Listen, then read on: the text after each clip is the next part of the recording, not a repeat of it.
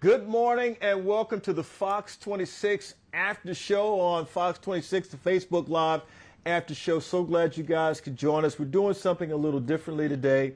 That's thanks to our producer, Chris Lamborghini. Okay, with me now. I've got my guys with me. We've been talking sports all morning long. Shaun Watson, Astros, and a few other things. Also, Serena Williams. We've got Sean Salisbury, the quarterback from the Sean Salisbury Show, and the Michael Connor, also from the Sean Salisbury Show at Sports Talk 790 here. Guys, thanks for joining us. This is the first time you guys have done this, so we're gonna have a good time. 15 minutes, all right? Just want you to know. We're pumped. Oh, absolutely pumped. I mean, is it like when we're off doing a podcast? Is it anything goes? Is that how this Anything rolls? goes, man. Anything goes. But so I can start cussing and do all that stuff? You can.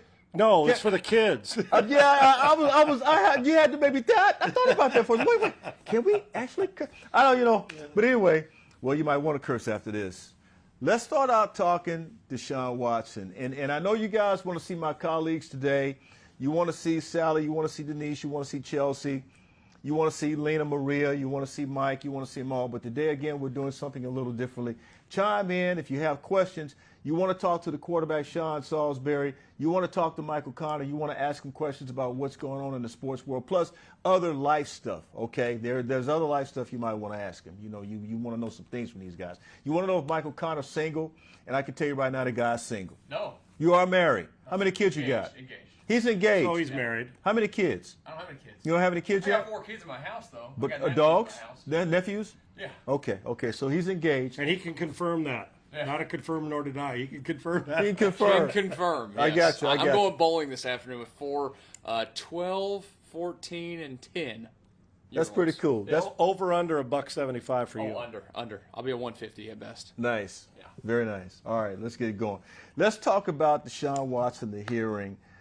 I don't think there's anything from it just yet because, as you said earlier, you said it funny, I'm probably still having coffee. But about now, they've probably gotten started, wouldn't you think? Yeah, gotten started. And I would imagine both sides know the path they want to go down. And I've heard extremes both ways. The extreme, I had one guy contact me, say, 8 to 10 games, suing the Texans into account that'll play into Shaun Watson's favor. And the NFL, Nate, I just don't think, and MC, you can comment on this too, I just don't think that if you're the NFL and you talk about, even if it was just for the optics of it, that you would want to err on the side of when we give guys marijuana suspensions for 6 games, and being honest, that you would say that, well, you don't want that we're not protecting women. Now, that doesn't mean Deshaun Watson's, I'm not saying guilt, right? But the NFL has to get this right. And while they may be taking their time, they should take their time. Camp hasn't started yet. You got to get it right, whether it's 8 games, no games. I don't believe he plays in 2023 or 2022. Wow. I don't. I think it's going to be till 2023 when he takes his first snap, MC. I don't think that there's any way that you can do this other than that. Like, it's the look of it. We always go back to the Ray Rice thing, right? Because it was so bad when it happened that they suspended him for 2 games, and then we get the video of it, and then it feels like, oh, we can't, we have to change this now. We have to go back. It's like you're always going to lean on the side of, look, social media runs the world, and the people that I say it runs the world from the standpoint of public opinion and all that. Like, it's going to matter, and they're going to be better off laying down the hammer. And I know this is terrible to think about, and that's the hard thing about this case. Like, you go from thinking about the football side of it to the human side of it. I try to keep my mindset on each different one. Football side of it, as a person that grew up in this city and wants to see the Texans win, because I'd prefer to talk about Texans winning. I want him to get hammered for the suspension because it's going to help the Texans get better draft picks. So, I more than anything, let's get the storyline over with, right? Let's just move on. I got to tell you, I do want to know what the women who are watching this show are thinking right now. I want to get their opinions, man. Hey. Yeah, here we're in a time in society that, and I don't mean to, like I said, it's all above our pay grade on the decisions that we're never going to know what went on. Right.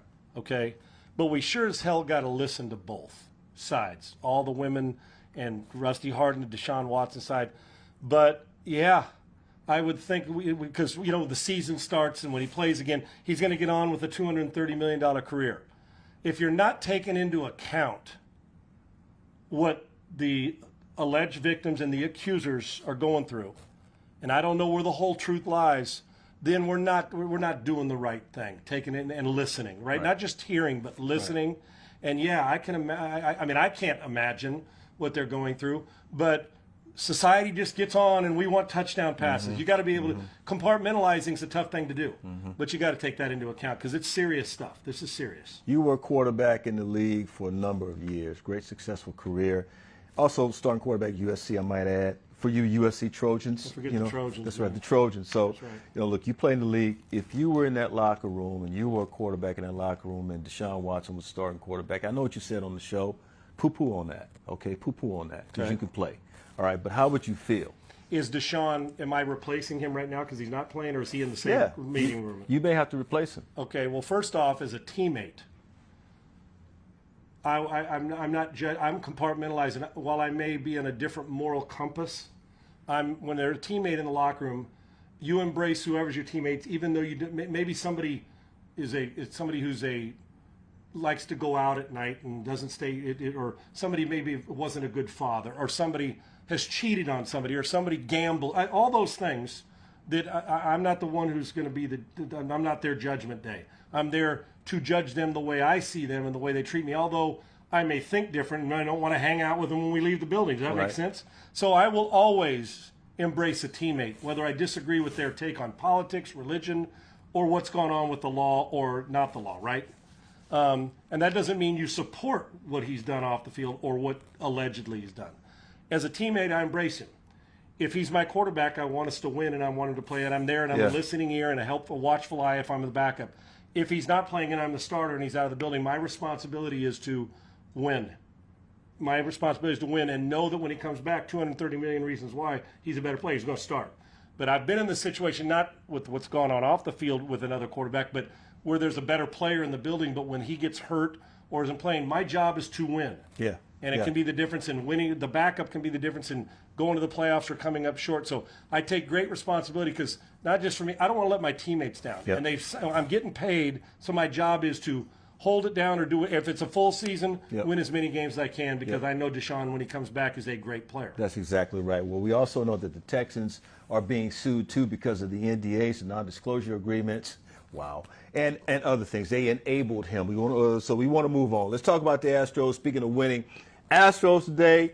And y'all love this, right? Astros could sweep the Mets. It could happen. It's so great beating New York teams, isn't it? I mean, they realistically should be undefeated on this New York run so far. The first two against the Mets, those 4 New York games 1 and games 4 of that series. They were winning those games, and they coughed them up late, which is something that this team doesn't do this season. But, I mean, they're giving us every reason to, and we were talking about it this morning on the show, they're starting to click at the right time like now, and it feels like they're playing their best baseball. The numbers show that the hitting is coming around, even if it's not been great. Like, I'm excited, and at home, when I'm at home, speaking of my fiance, like, she always says there's like the 10 stages of me during a baseball season, and I'm at that. I do know, and I recognize it now. I'm at the stage right now where I'm feeling confident. As a fan, I'm like, hey, this is a World Series team again. Like, let's freaking go. I'll hit another lull at some point where I go, oh, they can't do it this year. They're going to get knocked out in the first round, but pitching, hitting's coming. They're great. You know, Nate, for me too, and we discuss it, and you being in the studio, is I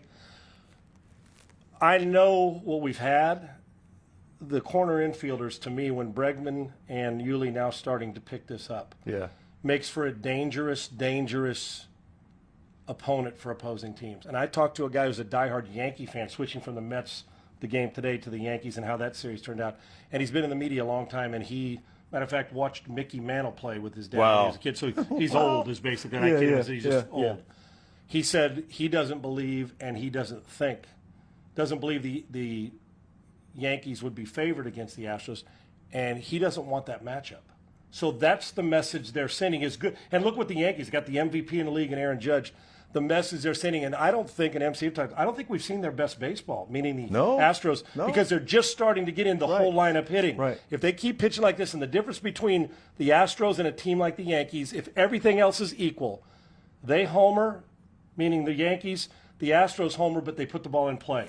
And that will be the difference in October. This is a World Series team. No doubt about that. The Astros will play the Mets today at Citi Field. Tomorrow, they will actually host the Yankees for a makeup game. And then Friday, they have the Angels coming to town right? Yes. Yeah, they come to town for 3, so they'll be here over the weekend. So that's going to be a whole lot of fun. All right, I want to move to a more fun topic now, and that's the staff. You know, you and I had this conversation about the folks who actually support what the talent does, right?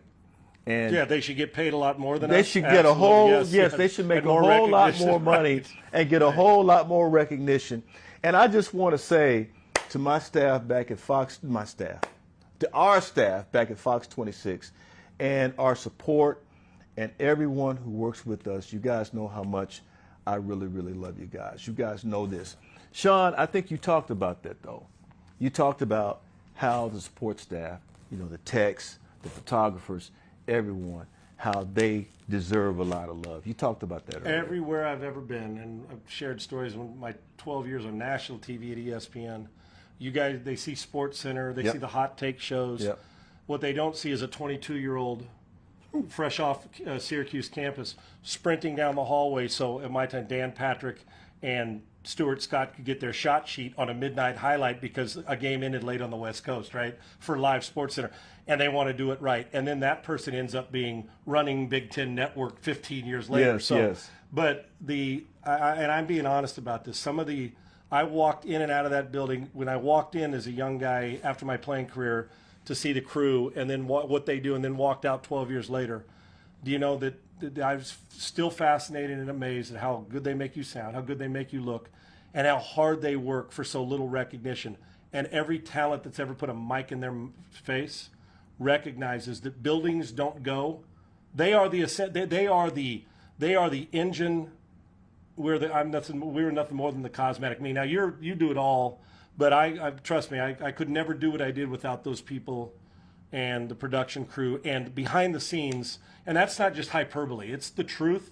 ESPN doesn't run. I'm talking about corporate without those guys. That's right. And they're like offensive linemen. They just want an arm around them and to say thank you, because at some point in time they're going to be taking care of you.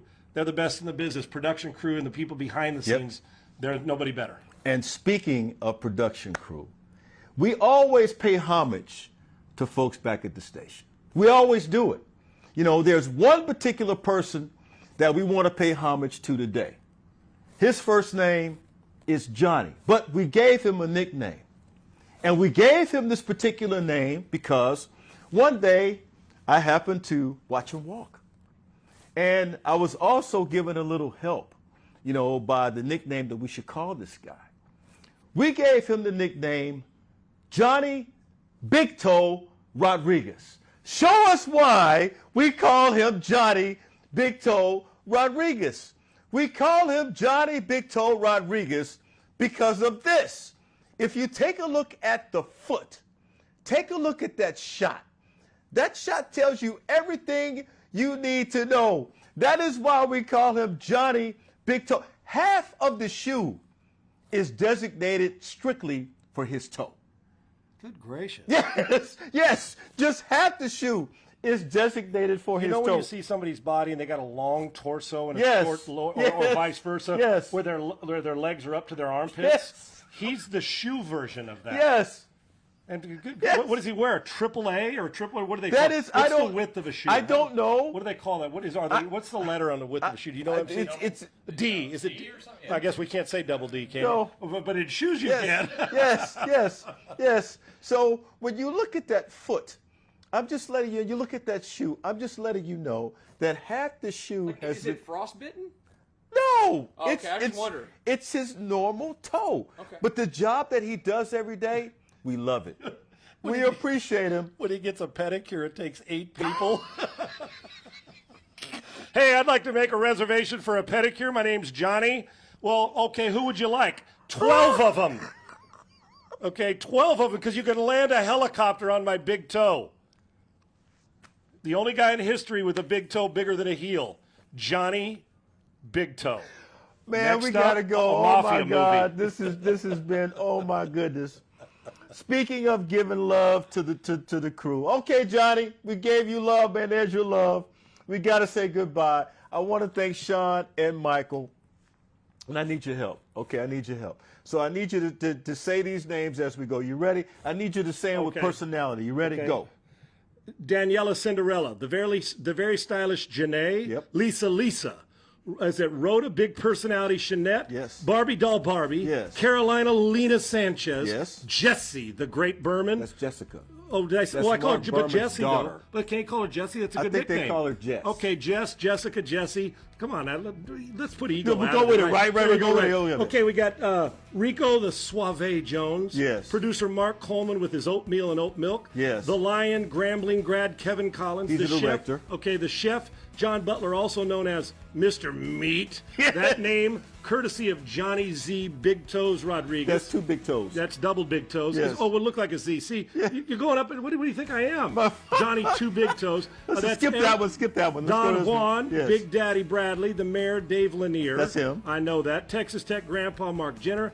And what's up? What's up, Gull? What is that? What's Supgoal. up? What's up, Sup his Gull? last name, Say that Supgoal. 3 times. What's up, Sup Gull? The Mixmaster. And Todd 75 Cent Smith. Ole Miss Maggie, Chris Lambeau, Lamborghini, Yep. John Beal, Saint Chastain. That's it. That's all. That's it. See, I'm about the 94%. That gets me an A. So the other 6% can kiss off. How's that? That's it. That's the staff. It's been fun, y'all. That's Shaun. That's Michael. We are done. See y'all tomorrow. Have a great day. Thank you.